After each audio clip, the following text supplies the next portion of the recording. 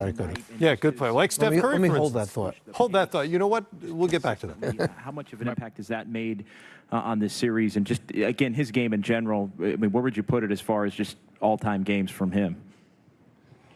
I mean, I don't know about all-time games. He's had a lot of them to pick from, but in terms of just his aggression on both ends of the floor, his decisiveness, like you said, there's not a lot of big guys that can stay in front of him full steam ahead in transition, and push the defense on their heels. And then on top of that, he's making so many plays on the defensive end. So a lot's been said about his game as of late, and he's continued to take it up a notch. And that's what the playoffs are all about. And he shines bright in those type of moments. So, and he does it his way, and it's awesome to see.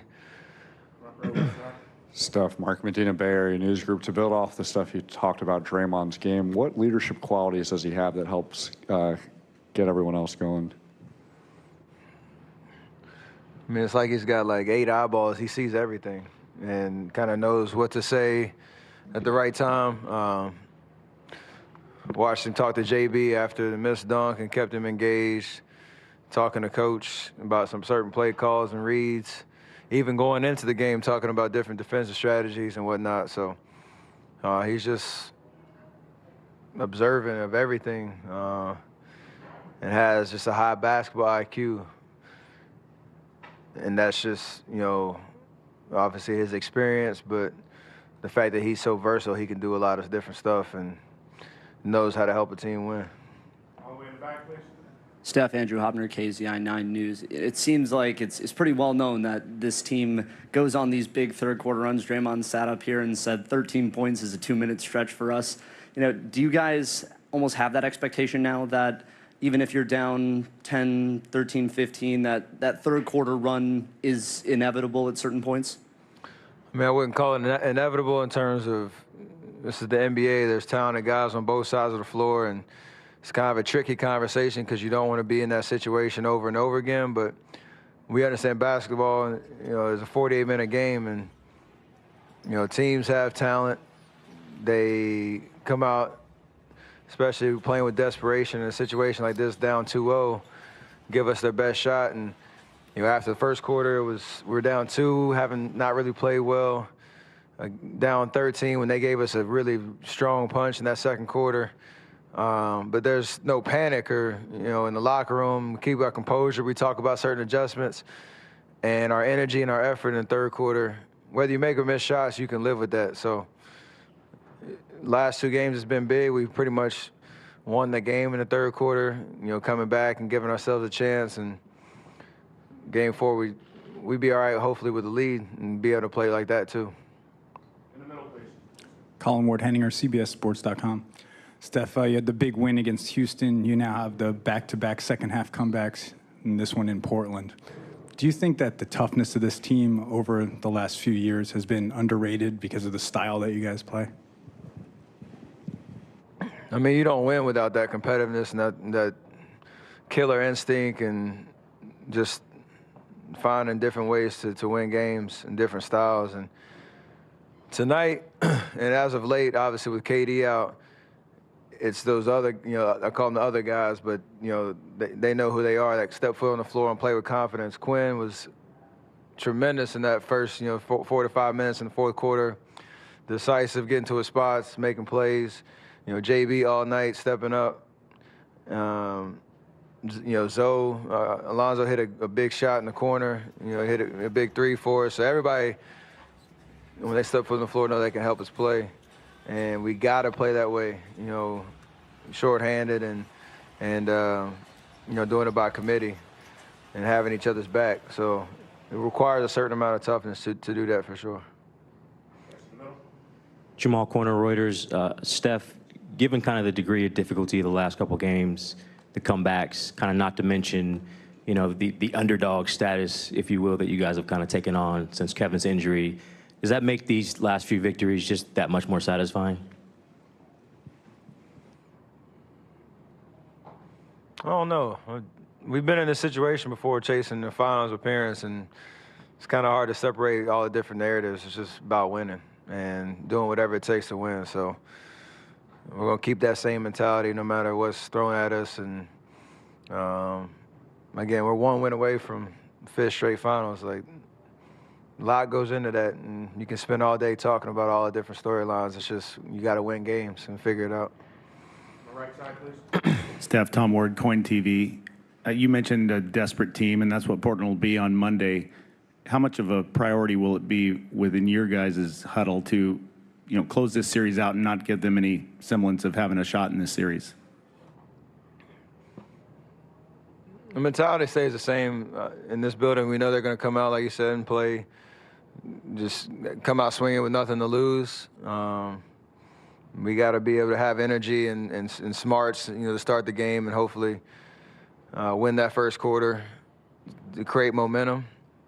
But closeout games are always tough, no matter what the series is. And again, they have nothing to lose at this point, so they're going to be playing with like their reckless abandonment. We got to be able to take that punch and go right back at them with our keys in mind of how we've been playing defense, especially on their 2 main guys that create so much offense for them. So it's going to be fun. Steph, 2 things about Draymond. Mark Schwartz, ESPN. First of all, he dropped like 20 pounds in the last couple of months of the regular season. What kind of impact do you think that might have made on his performances now? And secondly, Steve brought up that he's not bothered by anything, including the officiating, and he just said that, he was doing more crying than playing. How much do you appreciate the fact that he's not really getting involved with the refs and that he's really focused on what's happening on the court? I mean, that's huge in terms of just keeping the focus on what we can control, and that's how we're playing. Calls are going to go a certain way, and you can waste energy all you want talking to the refs. I've never in the history of the league seen somebody or a ref change a call because somebody was arguing it. So it's just a matter of understanding the moment and what it takes to win at this level and be consistent. So whether it's taking care of your body, and like you said, the transformation he made during the season where he can play 38 minutes at that pace on both ends of the floor and be as strong in the first quarter as he is, or in the fourth quarter as he is, to start the game, and just the way that he keeps attacking. So he understands, like, again, what he needs to do, just like every great NBA player, showing up with the right mentality, the right focus, and the right edge, and again, controlling what you can control. So it's been nice knowing the first round, everybody was talking about how many texts he had and whether the suspension situation was going to happen, and he's done an amazing job blocking all that out and just playing basketball. Thank you. Respect.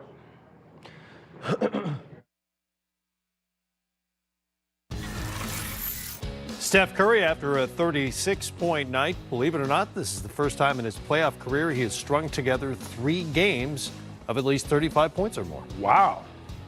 Surprised by that. Very, very impressive. I was surprised by that. Game 4 happens on Monday night. Portland Trailblazers have a chance to extend their season, if nothing else, and potentially have a chance to become the first to come back from an 0-3 deficit. What's step 1? What's got to happen just to get 1 win on the board and keep this thing moving? Step 1 is to come out with great energy, which they have done in the first half, but they need to come out with that in the third quarter. If they do get a lead, they have to be able to hold that lead. Some of these guys are going to have to get hot from behind the 3-point line, whether we're talking about Aminu, Harkless. And if those guys aren't hitting shots, maybe you go with Rodney Hood early and play him a heavier minutes than you've been playing him in this series. But you have to give Dame and CJ more space to operate. And right now, Golden State has no fear of the Portland role players. So maybe we could see a slight lineup change where we see Rodney Hood get some more minutes. Hood got off just 3 shots in Game 3. I think if there's one thing I would pick out off of tonight's game, it's what adjustments will Terry Stotts and his staff make in handling the double teams on Damian Lillard. What are they going to do once he gives the ball up? Maybe they need to come up and go a little quicker to force the double team quicker to then have more time on the back end of the shot clock to make the second or third pass. They have to get the ball swinging. They have to come up with a way And by starting it quicker, sooner you leave yourself more time at the back end of the shot clock. Coach, do you like this idea? Instead of setting the screen as much with the bigs, set the screen with guys that are playmakers. Set the screen with somebody they probably won't trap with. So maybe Dame and CJ set a screen for each other so you get the switch. Now you get Steph guarding one of those guys with the ball, and now you're able to take him off the dribble, kind of similar to how Houston tried to take advantage of him. Also setting the screen with somebody like Evan Turner. He's more of a playmaker. He's a playmaker, yeah. He's more of a playmaker with the ball in his hands. I think that's also an adjustment. Set screens with playmakers so you can either get the ball in Evan Turner's hands and he can get downhill, or you can create a switch and take advantage of Steph Curry, and hopefully taking advantage of Steph on the offensive end. Well, I mean, on the defensive end will lead to Steph playing a little bit worse offensively. Sounds like a play that a Cleveland team I remember ran a few years ago. Hey, listen, it's straight out of Tyronn Lue's playbook now. Hey, he should have got that Laker job. Are you giving the Blazers a chance to win Game 4, let alone the series, Game 4? I would think the nature of this team is one that has not given up. When they lost their big man, all year I kept saying they're going to fall out of that 3 seed. They'll eventually wind up 5 or 6, and they didn't. They hung around there the whole time, even when they had the very serious injury. Then they're going to beat the number 2 seed Denver to knock them out, a difficult OKC team. I just think they have too much pride to go down 4 straight. But the other team's pretty darn good. Pretty darn good. History certainly on the Warriors side at this point. Teams with a 3-0 lead in the best of 7. Hey, Coach. 135-0. Coach, you still got that broom underneath the table? You want me to bring that now? You got the broom? Go ahead. He's been looking for a broom for about an hour now. Nicole, you got a broom over there? It's a big place, it's a big building. Certainly there's a broom here somewhere, right? Somebody get the man a broom. We'll have a broom for Brendan when we get to game time. A broom That's and a dustpan. Next. The broom's fine. You don't even need the dustpan. No dustpan? Yeah. Just a broom. Broom is the problem. Sweep. Not very many threes either. Klay Thompson and Draymond Green at the podium. Steve Kerr called Draymond a wrecking ball tonight.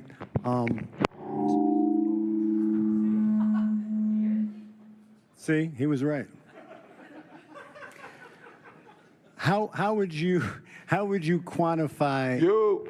How would you quantify and describe what he brought to the game tonight with the ball in his hands in transition? I mean, his stat line's ridiculous. 4 steals. I mean, doing it on both ends, plus 16. But it's nothing new. I've seen him do it for 7 years. Just filling up the box score, and he's like a secondary point guard out there, and he relieves so much pressure from me and Steph, being able to play off the ball. And his ability to make plays out of the pick and roll is probably the best ever. So he makes us go, and especially when he pushes that pace. So I'm proud of Dre, and I know he's not satisfied. Kevin not on the floor, more is needed from you as an initiator and a playmaker. How does that, having the ball in your hands, lead to the kind of thing we saw out there tonight? Well, I think for me, when Kevin's not on the floor, I know I have to be more aggressive. And so whether that's attacking the basket, putting more pressure on defense, I understand that. And I think it's very easy to just try to get these guys to make more and more shots when Kevin's not on the floor. But, it can't put that much pressure on them. So I just try to take it upon myself to really push the pace, get the tempo to where we want it, and then still, try to make plays for other guys as well. Hey, Draymond, Phil Barber, Santa Rosa Press, Democrat. It seems like there's been a few times lately when things have slowed down or got a little static for the team, and you've been the one that's pushed the pace, get the rebounds out, get in transition. And I'm wondering, how important is pace to you for this team, and what is it that makes you sense when it's time to start driving that? Well, I think, when you're playing against a set defense every time, it's tough. And so, for me, even when it's not necessarily to push it to score every time. It's just to kind of get the pace where we wanted to get the defense on their heels and then to allow him and Steph to do what they do. But you can kind of feel, for me, when our offense is kind of getting a little bogged down or, you know, another team is starting to make a run. I like to push it more when they're starting to make their run, because then the guy starts to get excited, they hit a shot, and they relax, and you just push it back. And I think that helps change the momentum. Our coaching staff and all my teammates have been preaching to me this whole series about just getting the ball and pushing it, getting it and pushing it. And so I just tried to, bring that to the game, and tonight it was successful for us. John Dickinson, 95.7 The Game. Draymond, after Jordan missed that dunk, that could have been a turning point or a momentum changer. Coach Kerr stuck with him. You had some words for him. Just what did you have to say to Jordan, and how key was it for Steve to stick with him in that moment? I think it was very big for Steve to stick with him. He had been playing great, and he missed the dunk. Just like I told him, Clay's missed shots tonight. I've missed them, and Steph as well. Just because you missed the dunk, still missed the shot. James Laughlin, our video coordinator, he came up to me right before this series started, and he said, hey, he said, you've helped me a lot in growing since I've been here. And this series, we're going to need our bench a lot, and it's important that you stick with them and continue to give them confidence. And so for a second, I caught myself like, man, we could have cut that to 6, and and then we fouled him. And I was just like, it just came upon me to stick with him, give him some confidence. And sure enough, he had a dunk the next play, and he had a block. And so, I think that was an important moment. And it's, we always talk about the strength in numbers. That's coming from a video coordinator. You usually don't get that from a video coordinator, but it paid dividends for us tonight. Jamal Corner, Reuters. Wanted to ask both of you guys two-part. Number one, the degree of difficulty of these wins the last 5 games. How much more satisfying does that make things? And then Draymond in the third quarter, after you guys made that run to go up by 1, I saw you had a short conversation with Seth, whom I'm sure you know very well. Just curious if you could share the nature of that conversation. Want to answer the first part, G? Sure. I mean, every win in the playoffs is extremely hard. Our record might be great the last 4 or 5 years, but it's really hard. And these, the game, like Draymond said, gets bogged down. It gets way more physical. And we just are grateful to be here, and we don't try to take any games off at this point in the year, because we know one slip up can cost you a series. And just because we're up 3-0, the mission's far from finished. We still got 48 more minutes of basketball to play and get to a 5th straight finals, which just gets me excited thinking about it. And Steph just came to me and he asked me how I was feeling. He said, when will you be ready to go back in? I said, well, give me a couple minutes and I'll be ready to go. And so then I saw him go back and talk to Steve, and I was expecting to probably go back in at like the 10-minute mark, and then our bench picked it up, and they took the lead from 1 point or 2 points to 8. And when that was a huge moment in the game, because I'm not gonna lie, after that third quarter I was a little gassed, and those extra couple minutes of sitting there, it really paid dividends to close out that fourth quarter for us. So the bench was huge tonight, and that's what that moment was about. All the way in the back, This one's for Draymond. Andrew Hodner from KZI 9 News. Jordan said that in the first half, when everything was kind of sputtering, you were the one that kind of put them on their back, and everybody followed your lead, especially for a guy like Jordan, who, you picked him up after the dunk. Where do you see your role as someone, when things aren't going well, to just kind of say, I'm going to put you all on my back and get you into a mentality to win this game? I wasn't necessarily a put them on my back type of mindset, more so than just let's try to get something going into the half. And as far as, obviously, I am one of the leaders of this team. In those situations, you either go one or two ways. You're either going to do your job and lift everybody up, or you're going to go the opposite way. My teammates always tell me, we follow your body language.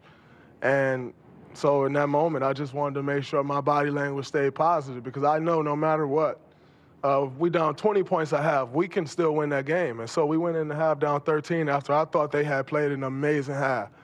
And we said at halftime, 13 points is a 2-minute stretch for us if we lock in. And so I just wanted to try to get a little momentum going into the half, and we was able to do that, and then we came out swinging in the third quarter and changed the game.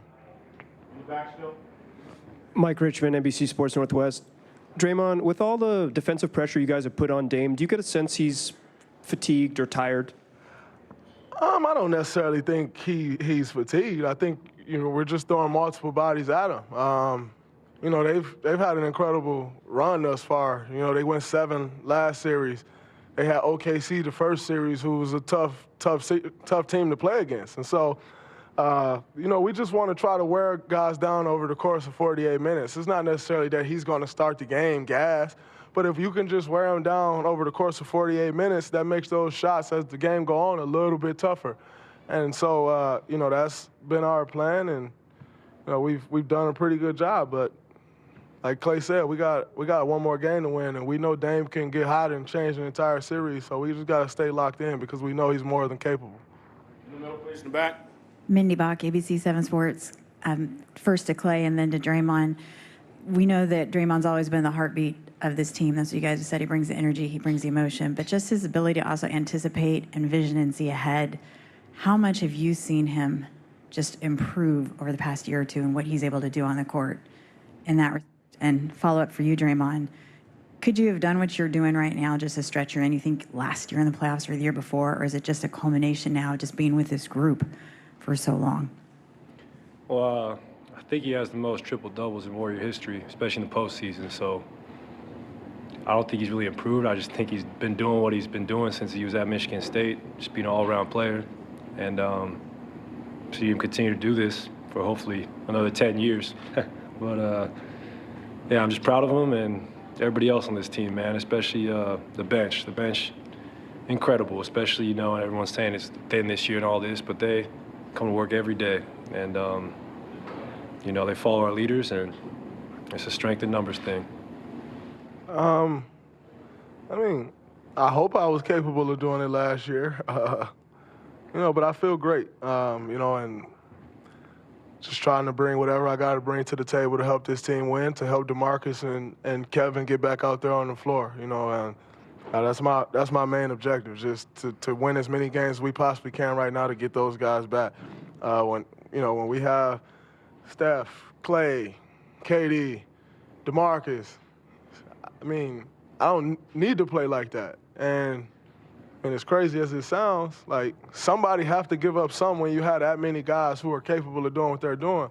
You know, I take it up on myself to be the guy to give that up, you know, and, you know, I think I'm playing great right now, but I'm not the scorer that neither one of those 4 guys are. And so, you know, I can take the mindset of, so what, who's out here? I'm going to go score the ball. I think that's very stupid, in my opinion, because, you know, if I'm wide open and Clay's half open, I think it's still a better shot if I get a ball to Clay. So that's just my mindset when we got all our guys on the floor. But when they're not, you know, I have to have a different mindset and step up for the team, as everyone has stepped up their game a notch.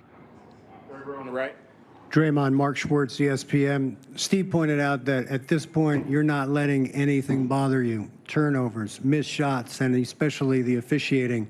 Are you aware that you're not dealing with the officiating, and do you think that that helps the team when you're able to avoid those kind of confrontations? I think so. I think it definitely helps the energy of guys. I still like to pick and choose my spots, and sometimes I may take a tech, and, you know, but that's more mindful than just getting a tech. You know, like sometimes I know, like, all right, we need an energy burst. Maybe I'll take one. But sometimes I'm not mindful and I'll get a tech, and then that just kind of kill the energy of our team. And so, you know, I've really been focused and locked in on that. And, you know, I realized I had got to a point to where I was doing more crying than playing. And I'm sure it was disgusting to watch because I felt disgusting playing that way. And I just wanted to, you know, lock back in on the game. I understand that, you know, officials aren't perfect. And, you know, I still have conversations with them now, you know, when they miss a call, but it's a completely different conversation. And, you know, my mom has been really big. My fiance has been really big on just kind of talking to me about that and telling me, you know, to stay locked in on the game. And, you know, I also have some little ones at the house that's enjoying watching me play. I don't necessarily want them to see that, so just try to be more mindful of it.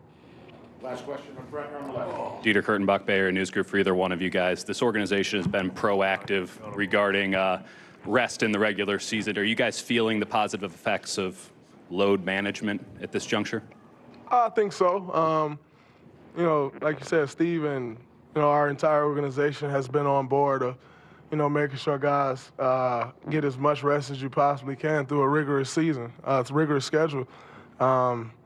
And especially right now with Kevin out, those rest days back during the year, they make a difference for us.